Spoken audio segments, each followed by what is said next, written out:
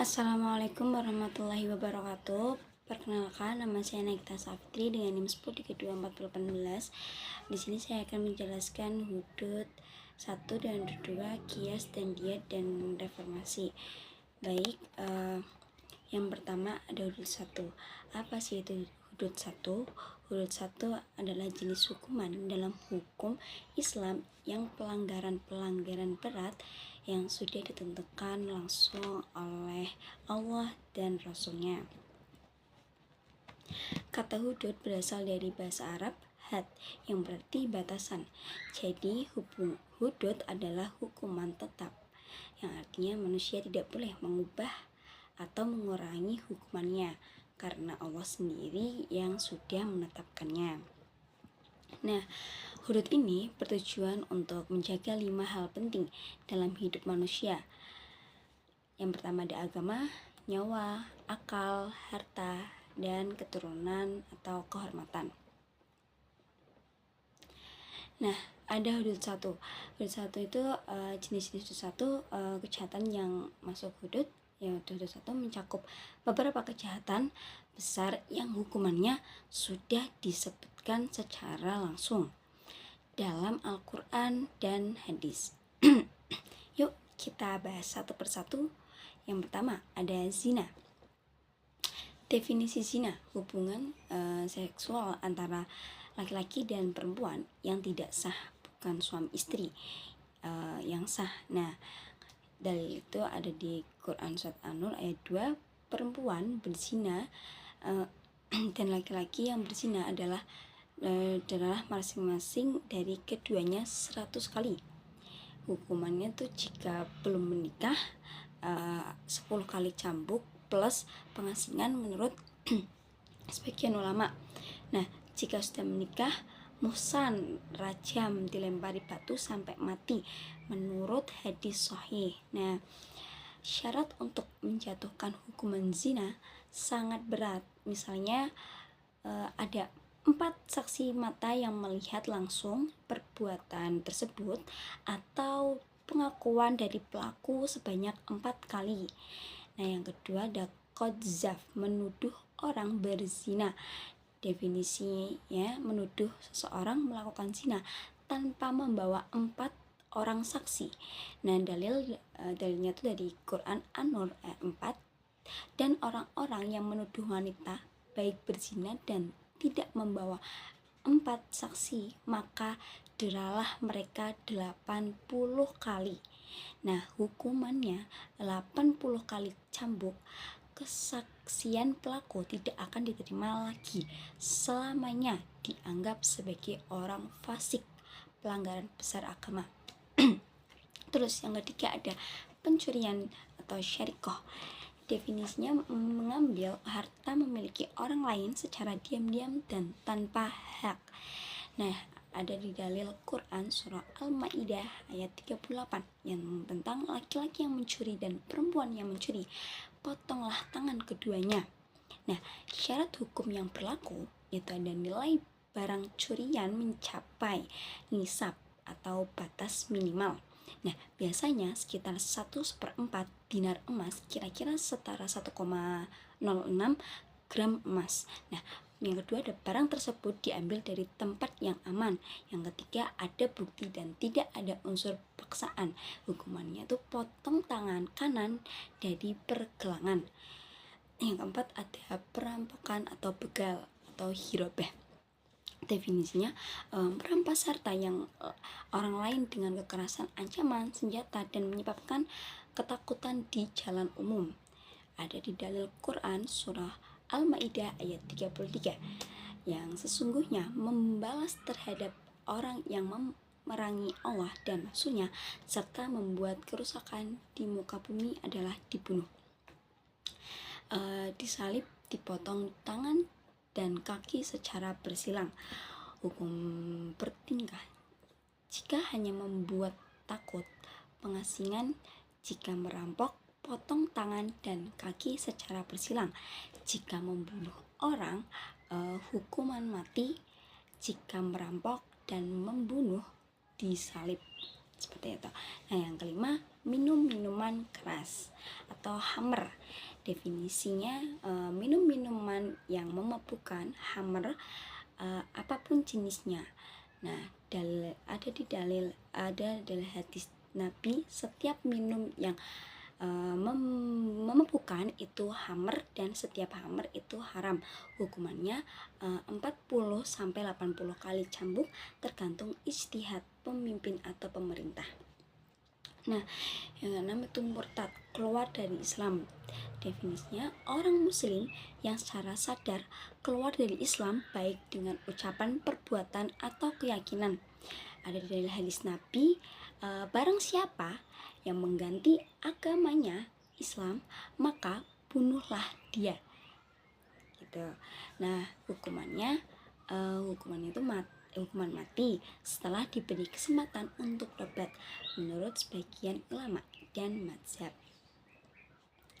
Nah, terus ada syarat-syarat pelaksanaan hudud. Hukuman hudud tidak bisa dijatuhkan sembarangan karena harus ada syarat-syarat yang ketat. Di antaranya itu misal pelaku itu balik, berakal sehat, dan melakukannya dengan sadar, ada bukti yang jelas, atau pengakuan sukarela, tidak dalam keadaan darurat, terpaksa atau dipaksa. Terus ada tidak sedang mabuk atau gila kecuali dia sengaja mabuk untuk melakukan kejahatan.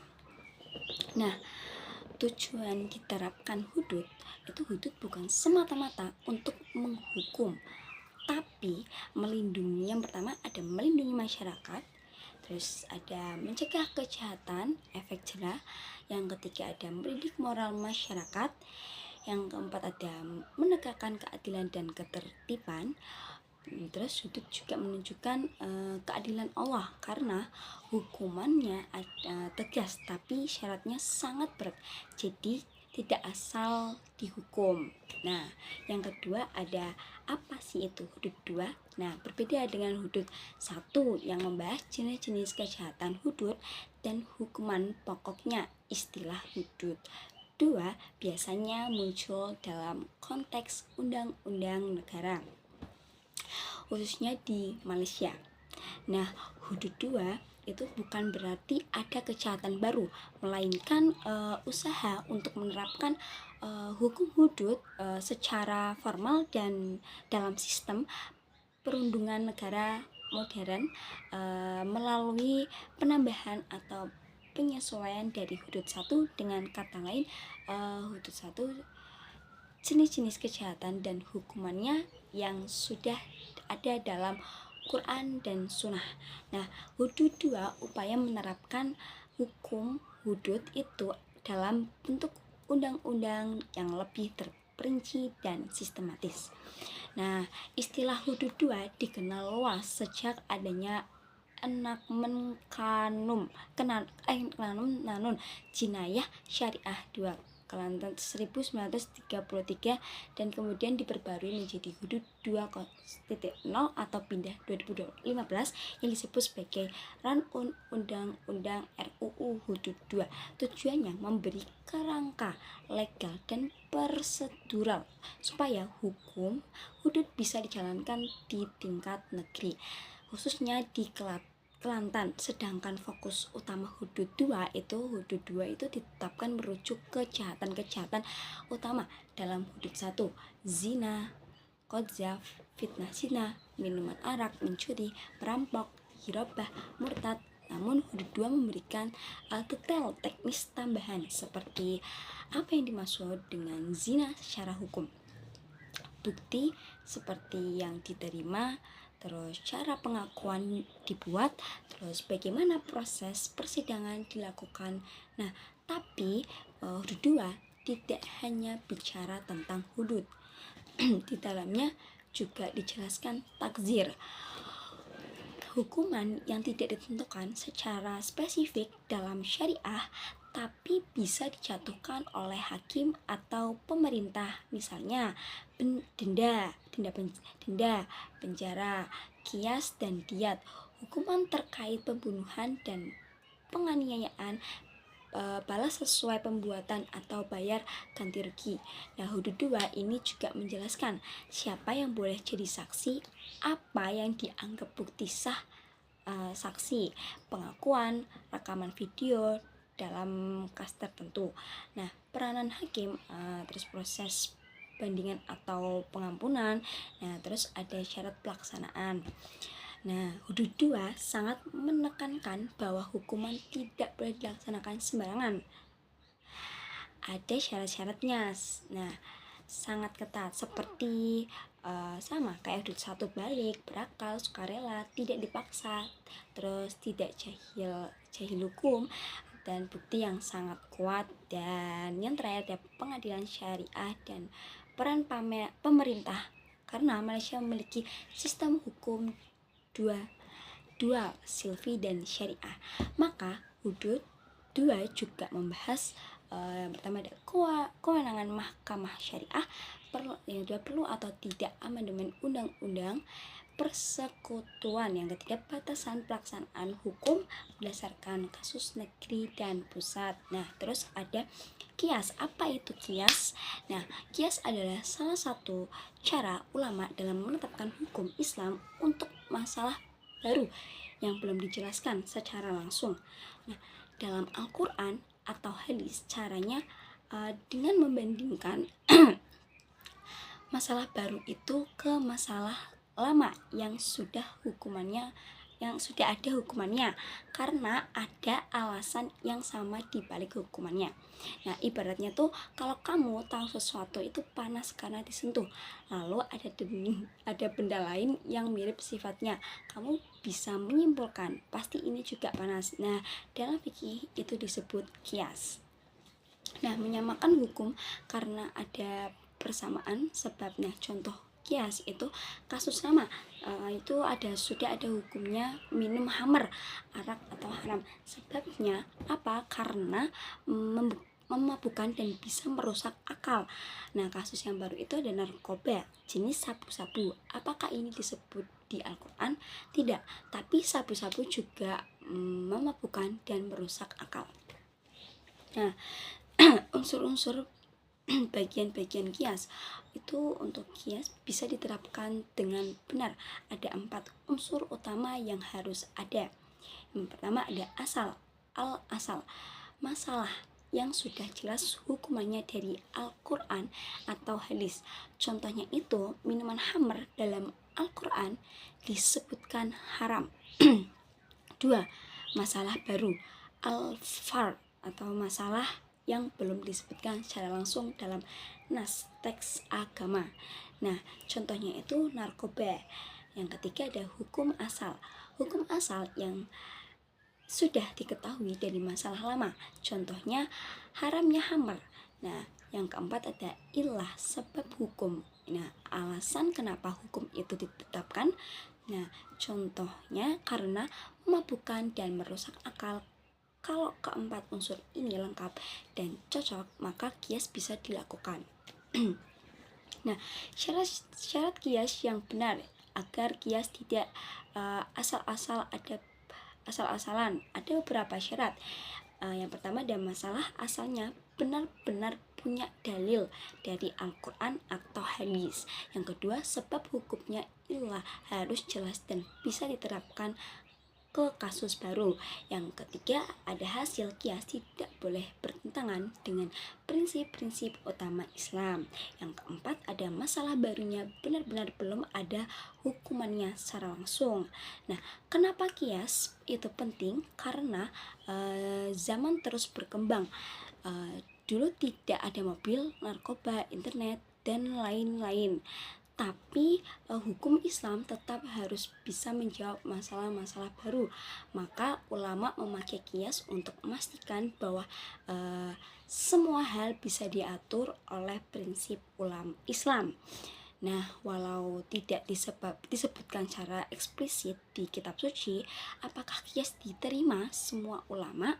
Mayoritas ulama dari mazhab besar Hanafi, Maliki, Syafi'i, Hambali itu sepakat bahwa kias itu sah dan penting. Namun ada sebagian kelompok kecil seperti Zahiri yang menolak kias dan hanya mau menetapkan hukum berdasarkan nas yang eksplisit atau tekstual. Nah, di sini ada diat. Apa itu diat?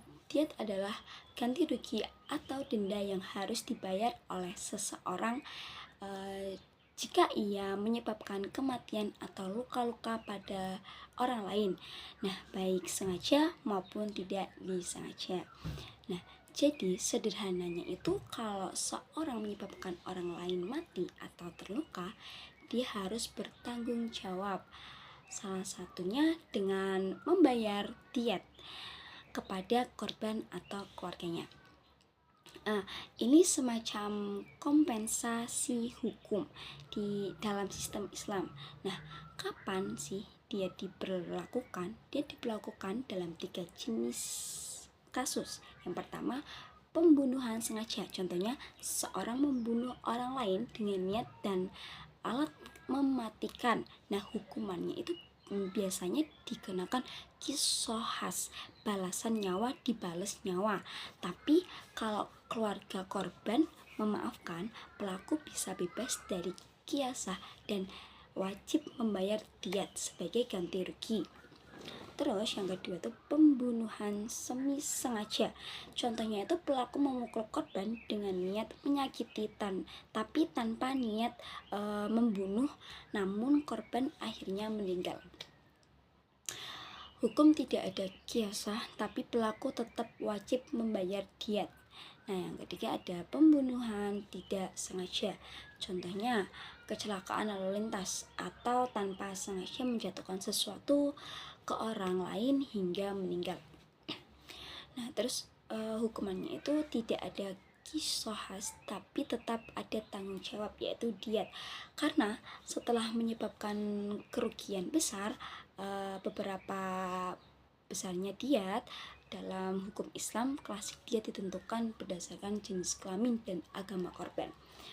Tapi yang paling umum dan sering dijadikan acuan itu adalah 100 ekor unta sehat atau setara dengan 200 ekor sapi atau 1000 dinar emas plus 4,25 kg emas murni atau dalam nilai uang tergantung pada harga emas atau ternak saat itu. Nah, contoh kalau misal 1 gram emas hari ini sekitar 1 juta, maka 4,25 gram dikali 1 juta sekitar 4,25 untuk satu kasus pembunuhan tidak sengaja terhadap pria muslim untuk wanita dalam hukum klasik. Nilainya setengah dari laki-laki. Meskipun ini sering menjadi bahan diskusi dan perdebatan di zaman modern. Nah, diat bukan cuma untuk kematian, dia juga berlaku kalau menyebabkan luka berat. Nah, mematahkan tulang, terus kehilangan penglihatan, pendengaran, terus kelihatan salah satu organ tubuh atau luka dalam yang membahayakan nyawa.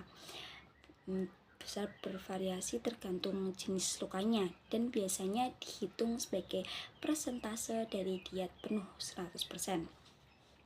Misalnya, luka yang menyebabkan cacat permanen bisa dikenakan diat 50%. Kalau luka ringan mungkin hanya 10% atau bahkan diganti dengan uang kafarat atau dam. Nah, terus hukum dia dalam Al-Quran, dia disebut dalam Quran surah Al-Baqarah ayat 178. Hai orang-orang yang beriman, diwajibkan atas kamu qisas dalam kasus pembunuhan, maka siapa yang mendapat pemaaf dari saudaranya, hendaklah yang memaafkan mengikuti dengan cara yang baik, dan yang diberi maaf membayar diat dengan baik pula. Ayat ini menunjukkan bahwa diat adalah bagian dari keadilan dan pengampunan. Jika keluarga korban mau memaafkan, maka perlu cukup membayar diat dengan cara baik, bukan dihukum mati. Nah, ada juga tujuan diat. Yang pertama, memberi keadilan bagi korban atau keluarganya. Yang kedua, menghindari balas dendam. Yang ketiga, mengajarkan tanggung jawab atas perbuatan. Yang keempat itu mendorong sikap memaafkan dan damai. Nah, yang penting diketahui dalam diat itu tidak otomatis menggugurkan hukuman pidana modern. Di beberapa negara modern bisa ditetapkan dikenakan hukuman penjara atau lainnya meski dia dibayar. Dalam negara Islam modern menerapkan dia bisa berbeda-beda menyesuaikan dengan hukum positif atau sistem pidana nasional. Nah, yang terakhir ada apa itu positivasi dan reformasi hukum Islam. Nah, positivisasi hukum Islam atau positivisasi hukum Islam berarti mengubah atau memasukkan aturan-aturan hukum Islam ke dalam sistem hukum negara sehingga aturan tersebut tidak hanya menjadi pedoman agama saja, tetapi juga menjadi hukum yang ditegakkan secara resmi oleh negara. Contohnya aturan tentang perkawinan dalam Islam kemudian dimasukkan ke dalam Undang-Undang Perkawinan nomor 1 tahun 1974 sehingga berlaku secara nasional. Yang kedua adalah reformasi hukum Islam. Reformasi hukum Islam adalah upaya untuk menyesuaikan ajaran dan aturan hukum Islam dengan kondisi zaman modern tanpa meninggalkan nilai-nilai pokoknya. Hukum Islam tidak selalu terpikatkan seperti pada masa Nabi Muhammad SAW, tapi bisa mengalami penyesuaian agar tetap relevan dan aplikatif. Misalnya dalam masalah warisan, dahulu perempuan mendapat setengah bagian dari laki-laki. Kalau di masa sekarang ada diskusi untuk menyesuaikan pembagian itu agar lebih adil sesuai konteks sosial dan ekonomi yang berkembang. Terus mengapa hukum Islam perlu dipositivasi? Ada beberapa alasan mengapa hukum Islam perlu dimasukkan ke dalam nasional. Yang pertama ada mayoritas penduduk Indonesia adalah Muslim sehingga mereka ingin ajaran agamanya diakui secara resmi oleh negara. Yang kedua, banyak aturan Islam yang memiliki nilai keadilan dan ketertiban sosial sehingga berguna untuk masyarakat luas. Terus yang ketiga ada negara ingin mengakomodasi aspirasi keagamaan masyarakat dalam bingkai hukum nasional untuk memberikan kepastian hukuman tanpa legalitas formal. Aturan agama bisa ditafsirkan secara bebas dan tidak konsisten. Contohnya positivasi hukum di Islam di Indonesia. Beberapa contoh konkret dari positivasi hukum Islam di Indonesia antara lain yaitu Undang-Undang Perkawinan nomor 1 tahun 1974 memuat banyak aturan yang bersumber dari hukum Islam seperti syarat sah menikah, talak, dan poligami. Terus yang kedua, komplikasi hukum Islam KHI tahun 1991 ini adalah kodifikasi hukum keluarga Islam, nikah, warisan, dan wakaf yang digunakan di pengadilan agama. Yang ketiga, UU nomor 38 tahun 1999 tentang pengelolaan zakat. Negara mengatur mekanisme pengumpulan dan distribusi zakat agar lebih terorganisir. Yang keempat, UU nomor 21 tentang 2008 tentang pembayaran syariah mengatur sistem keuangan yang bebas riba berdasarkan prinsip-prinsip syariah. Terus penerapan pengadilan agama adalah lembaga resmi negara yang berkewenangan mengadili perkara-perkara yang menghubungkan dengan hukum Islam bagi warga negara Muslim seperti perkawinan dan perceraian. Terus ada warisan dan hibah, terus zakat dan ekonomi wakaf, dan terus ada ekonomi syariah. Dengan adanya pengadilan agama, hukum Islam tidak hanya menjadi aturan moral, tetapi juga bisa ditegakkan oleh negara secara hukum formal. Nah, terus ada reformasi hukum Islam. Mengapa diperlukan? Mengapa? Karena hukum Islam pada dasarnya adalah hukum yang fleksibel dan reformasi diperlukan karena zaman terus berubah dan hukum harus bisa menjawab persoalan-persoalan baru seperti teknologi, ekonomi modern, atau HAM. Konsep keadilan bisa berkembang sehingga hukuman harus tetap relevan dan tidak kaku untuk menghindari kekakuan tafsir lama yang mungkin tidak sesuai lagi dengan konteks masyarakat sekarang. Nah, contoh reformasi di bidang keuangan, dahulu hukum Islam hanya mengenal jual beli biasa, tapi sekarang muncul produk-produk keuangan syariah seperti akad murabahah, mudarabahah, dan ijarah yang disesuaikan dengan sistem ekonomi modern. Tantangan positivasi dan reformasi hukum Islam, meskipun banyak kemajuan, tapi ada tantangan seperti pluralisme hukum. Indonesia menganut berbagai sistem hukum sekaligus hukum adat, hukum berat, hukum Islam. Terkadang bisa terjadi benturan antar sistem. Kekhawatiran diskriminasi, misalnya aturan dalam hukum Islam waris Islam dianggap tidak setara gender oleh sebagian kalangan. Politisasi hukum agama, ada resiko hukum Islam digunakan untuk kepentingan politik kelompok tertentu. Nah, kebutuhan akan ijtihad yang berkelanjutan, para ahli hukum Islam harus terus melakukan ijtihad agar hukum Islam tidak stagnan. Oke, sekian dari saya. Jika ada kurangnya, terima kasih. Assalamualaikum warahmatullahi wabarakatuh.